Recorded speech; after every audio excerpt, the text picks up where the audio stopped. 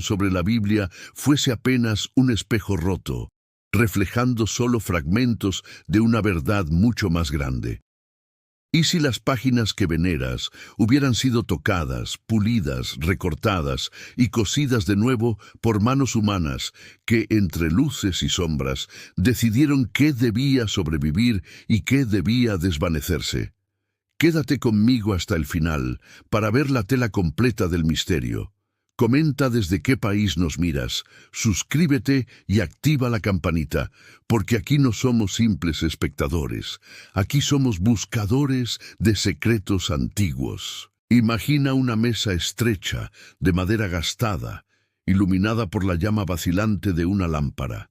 Sobre ella, un pergamino extendido, tinta que aún respira, y la mano de un escriba que, con la espalda arqueada por los años, traza letras como si fueran latidos.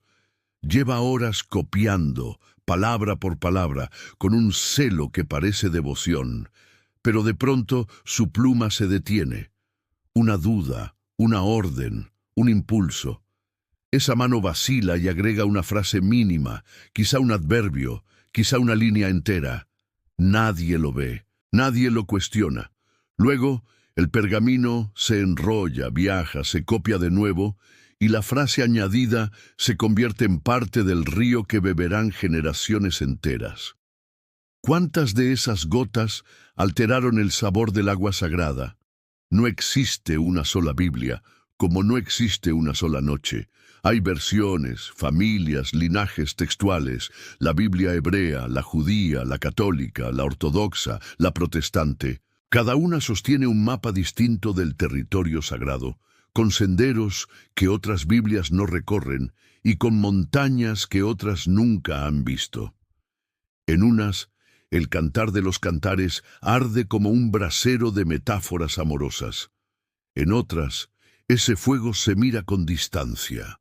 En unas, ciertos libros deuterocanónicos habitan el canon.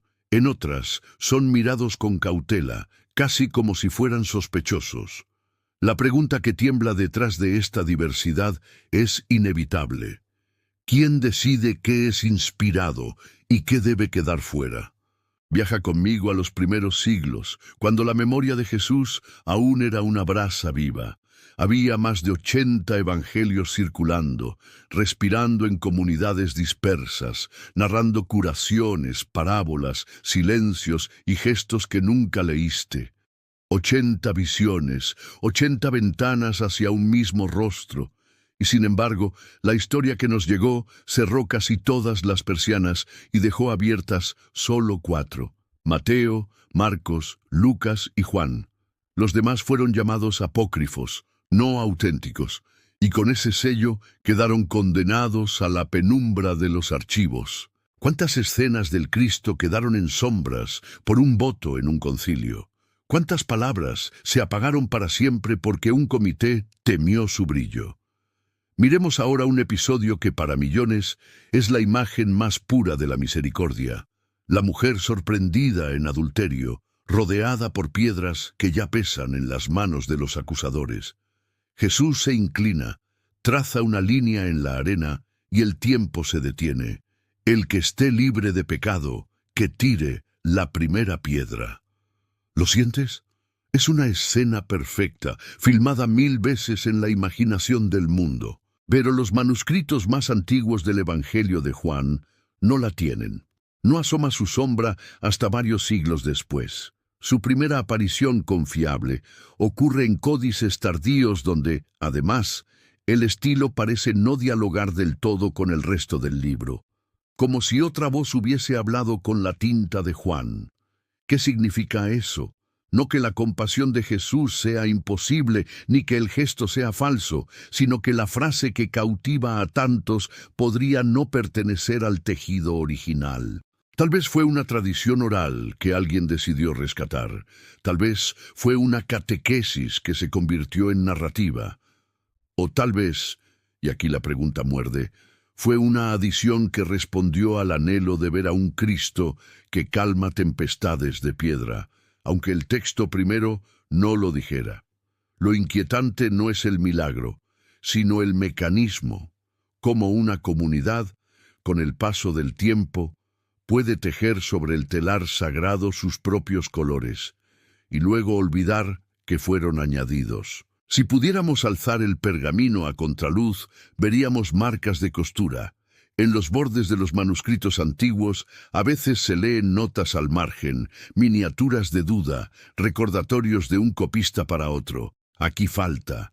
Esto estaba en otra parte. Esta frase no la vi en el original. Son los susurros de la transmisión. Cuando abres una Biblia moderna, rara vez escuchas esas voces. Lees una línea continua, pulida, como un río encauzado entre piedras perfectas. Pero bajo la superficie, el lecho del río es una colcha de retazos, decisiones, silencios, preferencias, miedos. ¿Estamos dispuestos a meter la mano en esa agua y reconocer que no siempre fue cristalina? Hablemos de traducción, esa frontera donde un viento cambia de nombre. En Deuteronomio 23 hay un par de versículos que, traducidos de cierta manera, han servido como espada contra millones. No habrá prostituta entre las hijas de Israel, ni sodomita entre los hijos de Israel. La palabra sodomita carga un peso que dobla significados, pero el hebreo apunta a hombre dedicado a la prostitución, sin el juicio moral sobre la orientación que siglos posteriores quisieron colgarle. Es como si una luz hubiera sido desviada por un prisma y el rayo, al llegar a la multitud, ya no fuese el mismo. La pregunta vuelve: ¿quién colocó el prisma y por qué? Imagina ahora una decisión editorial que atraviesa los siglos como una flecha. Una comisión, un comité, un grupo de traductores convencidos de su fidelidad al texto, publica una versión definitiva. Cambian una partícula, invierten un sentido, y de repente Génesis 3:16 deja de decir «tu deseo será para tu marido», y pasa a decir «tu deseo será contrario a tu marido». Parece pequeño, no lo es. La nueva lectura perfila un conflicto eterno, un choque inevitable entre esposos, una maldición que parece legitimar la infelicidad como destino.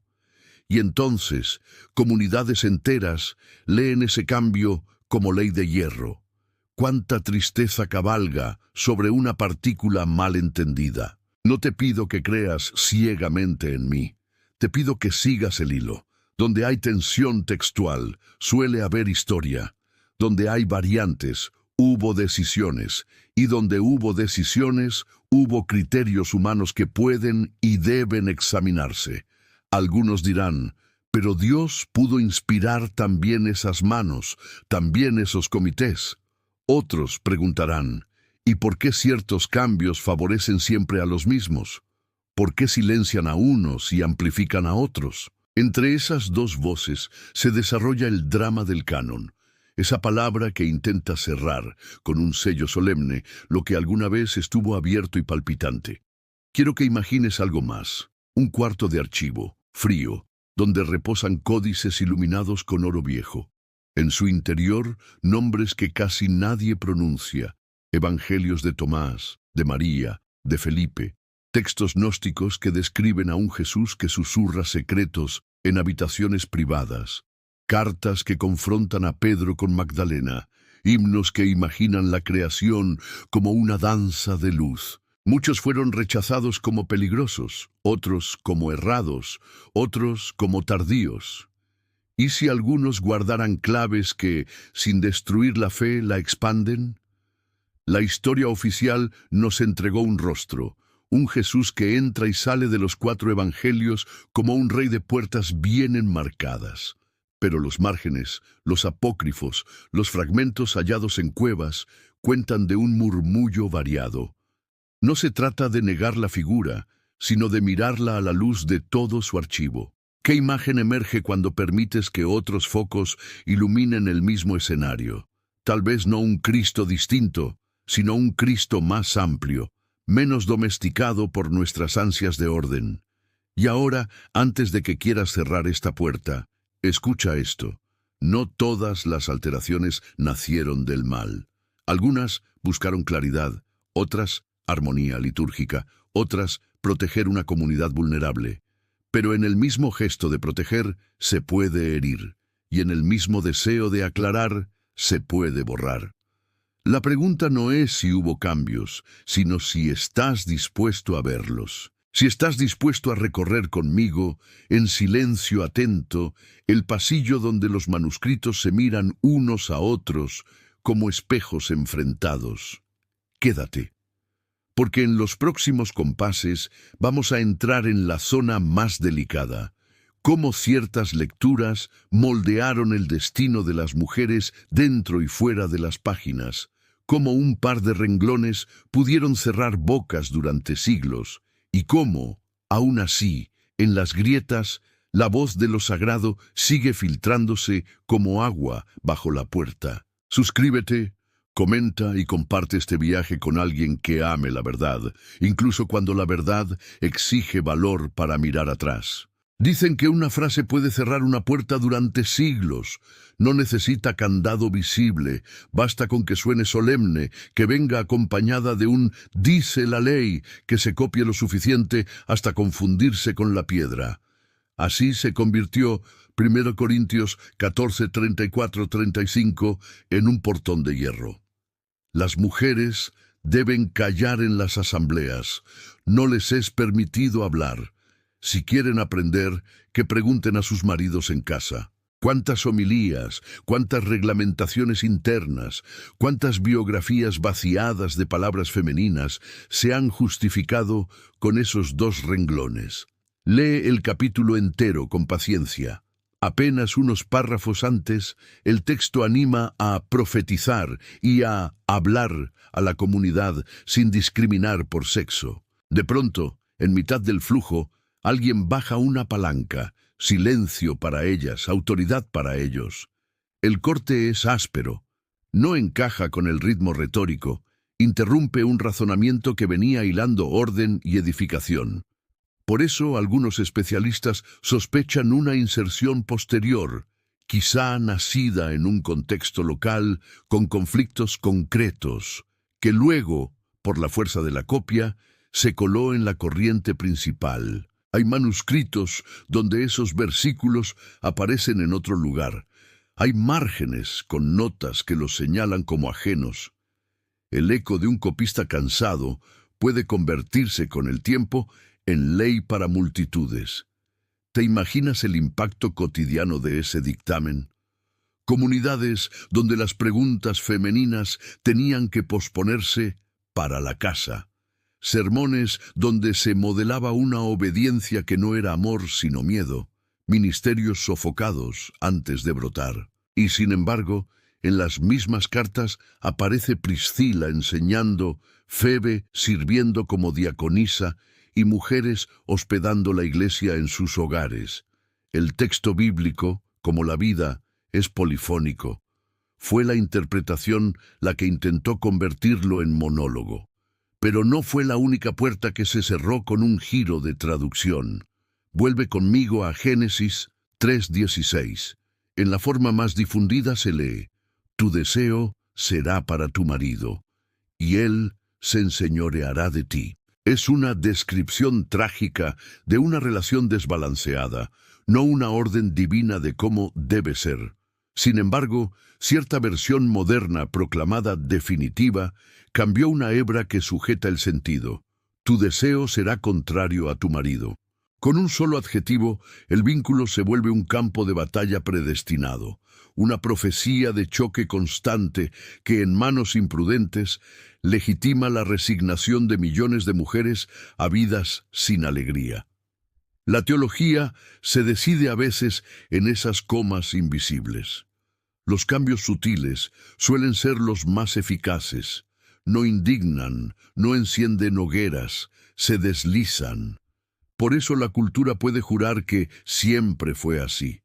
Pero abre los archivos y verás discusiones encendidas en márgenes y prefacios. Un traductor propone, otro responde, un tercero recuerda qué le enseñó su maestro. A veces, todo se decide por una palabra que, en la lengua original, es un abanico de matices y en la lengua de llegada, una puerta estrecha. Cuando el abanico se plegó para pasar, ¿quién eligió qué colores se quedaban afuera? Viaja ahora a otro terreno, la biografía de María y la familia de Jesús.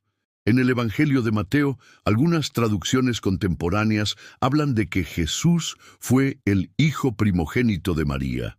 Otras prefieren la expresión un hijo. La diferencia no parece grande, hasta que recuerdas que, para buena parte de la tradición, María permaneció virgen toda su vida. Si es primogénito, el término sugiere que vinieron otros. Si es un hijo, el horizonte se cierra. La teología caminó por ese filo durante siglos, a veces forzando el texto a cuadrar con la doctrina, otras veces dejando que la gramática empujara las paredes de la doctrina. Mira la figura de María Magdalena. Los evangelios canónicos no la llaman prostituta. Al contrario, la muestran como testigo privilegiada de la resurrección, la primera en ver al resucitado en algunas narraciones. Y aún así, un sermón del siglo VI la confundió con otra mujer, y esa sombra, la de la pecadora arrepentida, la cubrió por generaciones. ¿Qué efecto tuvo en la imaginación colectiva? La mujer cercana a Jesús dejó de ser maestra y discípula ejemplar para convertirse en arquetipo de caída perdonada. Ese desplazamiento, más cultural que bíblico, moldeó siglos de catequesis, arte y moral. No te pido que sustituyas una lectura por otra como quien cambia de bando, te pido que veas el tablero completo. En él hay movimientos que no fueron teológicos, sino culturales. No fueron inspirados por el cielo, sino por la economía del poder en la tierra. Cuando un versículo que invita a profetizar a todos convive con otro que manda callar a ellas, no estamos ante una partitura armonizada, sino ante un collage que exige atención. El desafío no es destruir el texto, sino aprender a oír sus capas, como quien escucha un coro donde cada voz tiene una historia. Volvamos a las traducciones que hoy circulan en millones de teléfonos. Pocas personas leen notas críticas, casi nadie consulta aparatos textuales. La mayoría abre una app y encuentra frases que brillan en tipografías limpias. Si la frase dice contrario, nadie sospecha que antes decía para.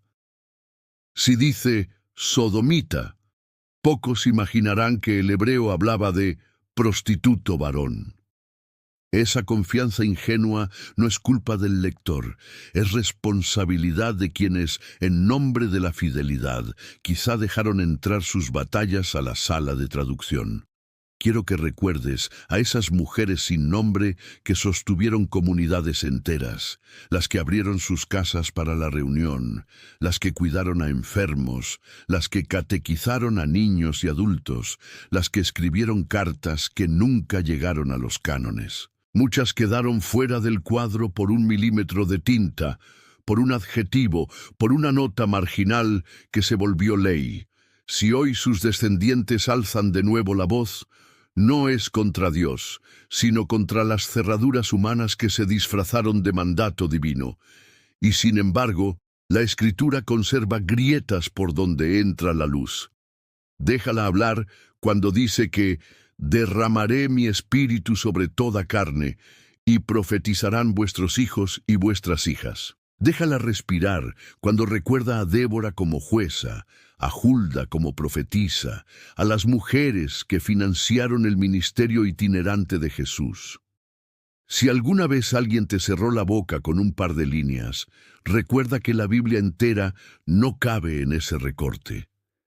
Hay una sinfonía por encima del solo, un río por debajo de la roca. En el próximo tramo iremos más lejos. Tocaremos la imagen de Jesús, su rostro, su color, su linaje, y veremos cómo la historia lo pintó de una manera que convenía a los tronos de cada época, no para negar su figura, sino para despojarla de los velos que los siglos le fueron colgando.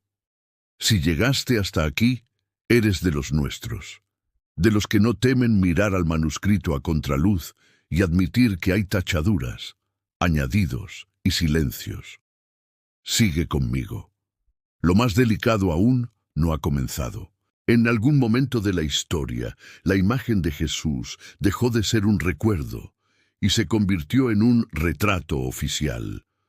No fue una revelación divina que dictó el color de sus ojos o la forma de su barba, sino pinceles guiados por la política, la teología y a veces la propaganda. El Cristo que hoy cuelga en las paredes de templos y hogares de medio mundo, piel blanca como marfil, ojos azules, cabello ondulado cayendo sobre los hombros, no es un retrato tomado del natural.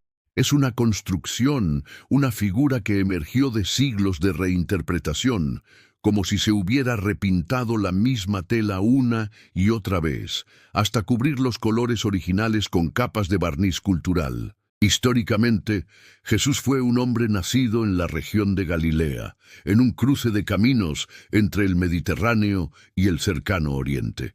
Su entorno estaba compuesto por comunidades semitas, árabes, griegas y romanas. Su piel no pudo ser la de un nórdico, y sin embargo, a partir de la Edad Media y con especial fuerza en el Renacimiento, comenzó a fijarse la iconografía de un Cristo europeo. La razón no fue arqueológica, sino simbólica.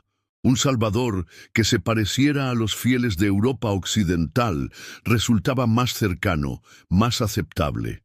Un Dios hecho a la imagen del hombre, o más bien, del hombre que dominaba el mundo cristiano de la época. Pero el cambio más inquietante no es solo el del color de piel. Es el borrado paulatino de su contexto familiar. Los evangelios, leídos con atención, mencionan a los hermanos de Jesús, Santiago, José, Simón y Judas, y también a sus hermanas, aunque sin dar nombres. Marcos 6:3, por ejemplo, los enumera claramente. Mateo 13:55-56 repite la lista. Y sin embargo, la doctrina posterior de la virginidad perpetua de María impulsó a muchos traductores y comentaristas a reinterpretar esas menciones. Hermanos se convirtió en primos, un cambio posible en el griego adelphos, que puede abarcar ambos sentidos, pero que en el uso cotidiano de la época designaba casi siempre a hermanos de sangre. En algunos manuscritos antiguos, especialmente en Mateo 1:25, se utiliza la palabra primogénito para referirse a Jesús, lo que implica que hubo otros hijos. Pero en versiones posteriores, ese término desaparece o se sustituye por un hijo, cerrando así la puerta a la posibilidad de otros descendientes de María. Este ajuste no es un mero tecnicismo, es la reescritura de una biografía familiar para alinearla con una visión teológica concreta, una decisión humana revestida de sacralidad que moldeó la percepción de millones. La pregunta que flota es incómoda. ¿Qué se pierde cuando simplificamos la historia de un personaje hasta volverlo una figura plana? Jesús, en su humanidad, formaba parte de una familia extensa, con lazos y tensiones, con hermanos que, según los evangelios, al principio no creían en él. Al borrar esos matices, también se borra parte de su experiencia humana, esa que lo acerca a nuestra propia complejidad. No son solo los lazos de sangre los que han sido alterados. Incluso su voz y su mensaje han pasado por filtros que lo han adaptado a distintas agendas. Un ejemplo, en algunos evangelios apócrifos, Jesús aparece impartiendo enseñanzas privadas a discípulos y discípulas, revelaciones que no estaban destinadas a las multitudes.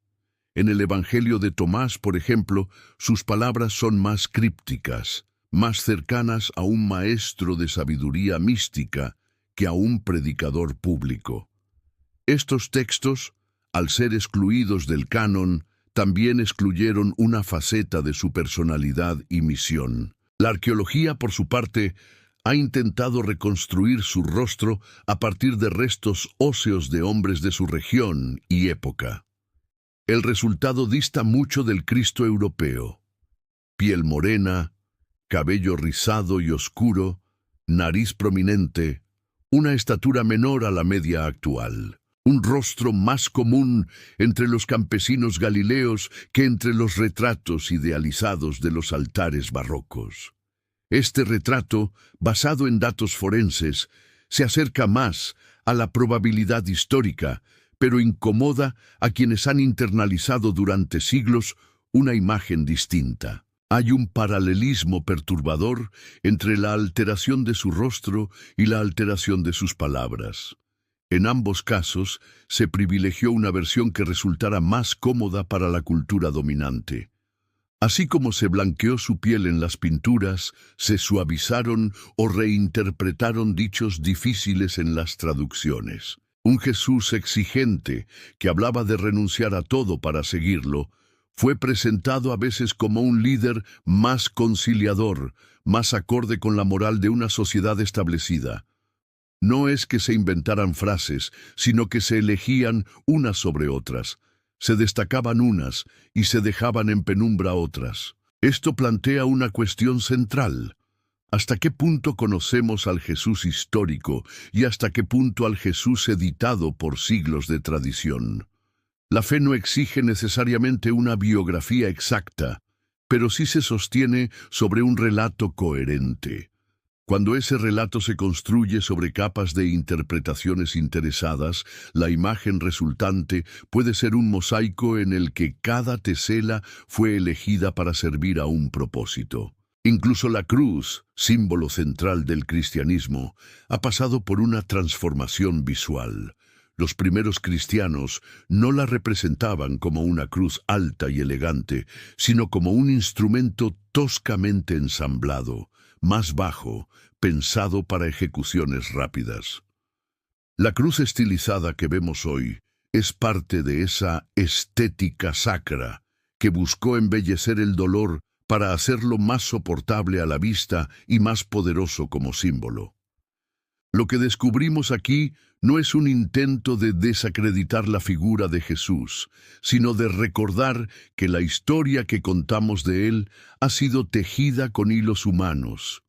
Y esos hilos, algunos dorados, otros oscuros, forman un tapiz donde realidad y símbolo se entrelazan. El peligro está en olvidar que debajo del barniz hay madera, que bajo la pintura hay un rostro distinto, que detrás de la doctrina hay un hombre que vivió, caminó, habló y fue escuchado por testigos que tal vez habrían contado más si sus palabras hubieran sobrevivido. En la próxima parte nos adentraremos en los evangelios y libros que no entraron al canon, no porque carecieran de valor espiritual, sino porque contenían visiones y detalles que podían alterar el equilibrio del poder religioso de su tiempo.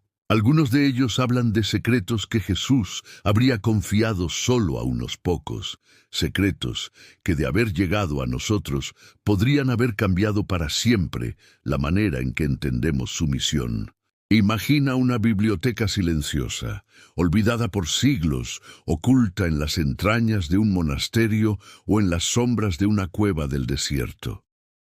Entre sus estantes polvorientos y paredes de piedra descansan pergaminos y códices que alguna vez fueron leídos con devoción y luego prohibidos con la misma fuerza.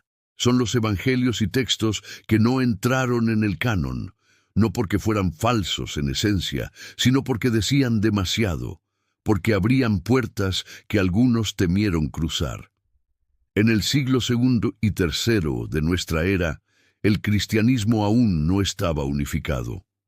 Cada comunidad tenía sus propios escritos, sus propias memorias de Jesús y de sus enseñanzas. En Alejandría se leían textos que en Roma jamás se conocerían.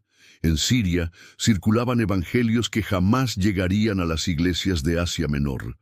Era un mosaico vivo, caótico, donde distintas visiones de Cristo convivían, hasta que el deseo de unidad comenzó a forjar una lista oficial, un canon cerrado.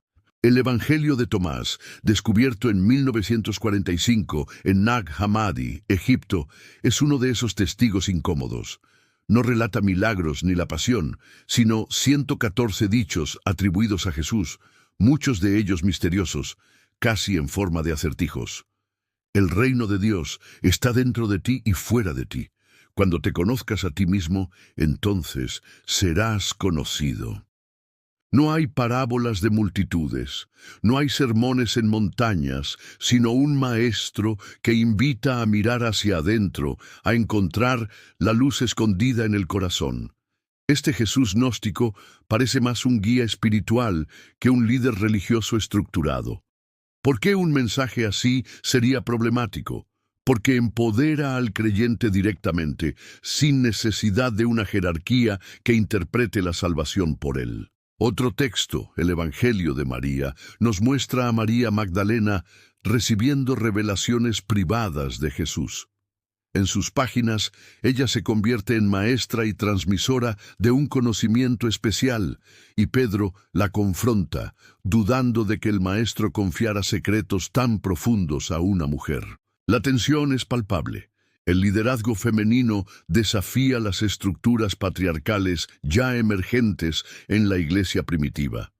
No sorprende que este evangelio quedara fuera, enterrado en los márgenes de la historia durante casi 2 milenios. También está el evangelio de Felipe, que explora el simbolismo de los sacramentos y describe una relación entre Jesús y María Magdalena más cercana que la que pintan los textos canónicos. Habla del compañero y menciona besos, no como un romance banal, sino como gesto de transmisión de conocimiento y vida espiritual. Sin embargo, la mera insinuación de intimidad fue suficiente para que la tradición posterior lo tachara de peligroso, no por la veracidad de sus palabras, sino por las preguntas que podría despertar en los fieles. No podemos olvidar el Evangelio de Judas, un texto que revierte la narrativa tradicional y presenta a Judas no como el traidor absoluto, sino como el discípulo que entendió un misterio más profundo, que su entrega era parte del plan, que su aparente traición era obediencia a un encargo que nadie más podía cumplir. Este giro no solo redime a Judas, sino que cuestiona nuestra forma de ver el bien y el mal en la historia sagrada. Estos libros, y muchos otros, como los Hechos de Pedro, el Apocalipsis de Pablo, las Odas de Salomón, fueron apartados deliberadamente. La razón oficial siempre fue la misma: no inspirados, no auténticos. Pero entre líneas se percibe otro motivo. Cada uno de ellos ofrecía una imagen de Jesús o de la comunidad cristiana que se desviaba del retrato que el poder central quería consolidar. No era solo cuestión de teología, era cuestión de control narrativo. La historia de su desaparición es en sí misma una trama de intriga. Concilios como el de Nicea, 325 d.C., no se dedicaron únicamente a cuestiones doctrinales, también marcaron el inicio de un proceso de depuración textual. Con el tiempo, lo que quedaba fuera del canon era considerado herejía, y poseer esos textos podía significar persecución. Muchos se perdieron en hogueras, otros fueron escondidos por comunidades que sabían que su supervivencia dependía del secreto. Algunos, como en Qumrán y Nag Hammadi, sobrevivieron gracias a la arena y al silencio. Pero ¿qué hacemos hoy con estos hallazgos? La arqueología y la filología nos han devuelto fragmentos, pero la mayoría de los creyentes sigue sin conocerlos. Las ediciones de la Biblia que circulan no incluyen ni una nota que sugiera su existencia. La narrativa oficial sigue intacta para las masas, mientras que en los círculos académicos se debate abiertamente la riqueza y complejidad de estos textos. Y aquí surge una reflexión inevitable. Si en tu comunidad solo lees 4 evangelios, creerás que esa es toda la historia.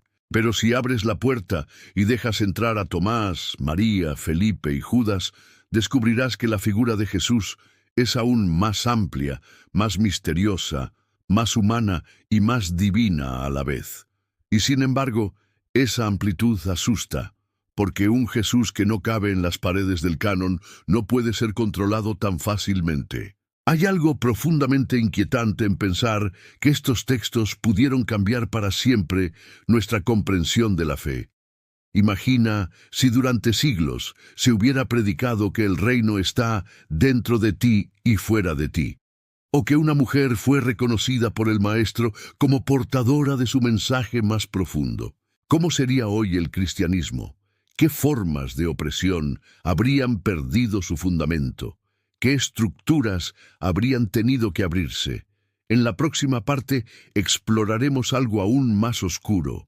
No solo libros eliminados, sino pasajes dentro de los textos aceptados que fueron alterados, reordenados o suavizados deliberadamente. Cambios tan sutiles que a simple vista parecen inofensivos, pero que, como hilos invisibles, han guiado el tejido de la fe durante siglos.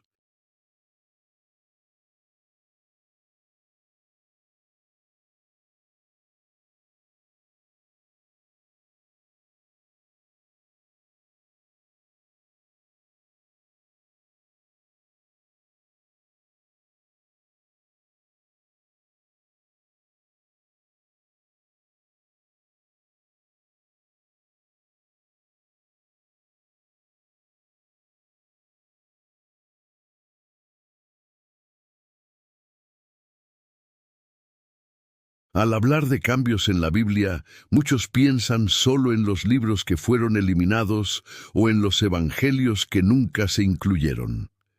Pero lo más inquietante es que, incluso dentro de los textos aceptados, hubo manos que corrigieron, suavizaron, endurecieron o reescribieron líneas enteras, y lo hicieron con tanta destreza que durante siglos la mayoría de los lectores jamás lo notó. La historia de la transmisión bíblica es como un río que, a lo largo de su recorrido, es desviado en pequeños tramos.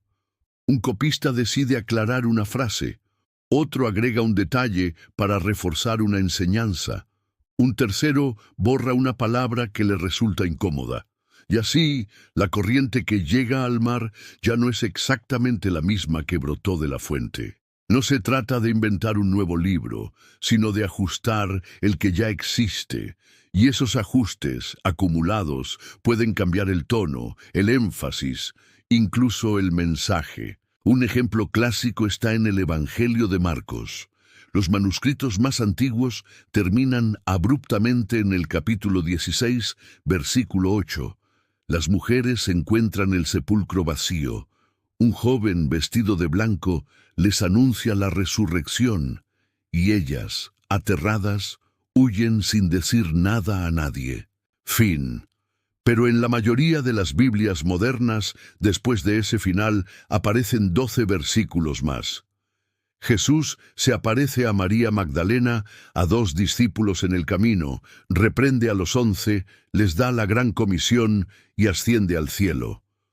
Un final perfecto, demasiado perfecto para algunos estudiosos, que sospechan que fue añadido para armonizar Marcos con los otros evangelios. Este caso es emblemático porque muestra cómo un añadido puede convertirse en lo normal para millones de creyentes.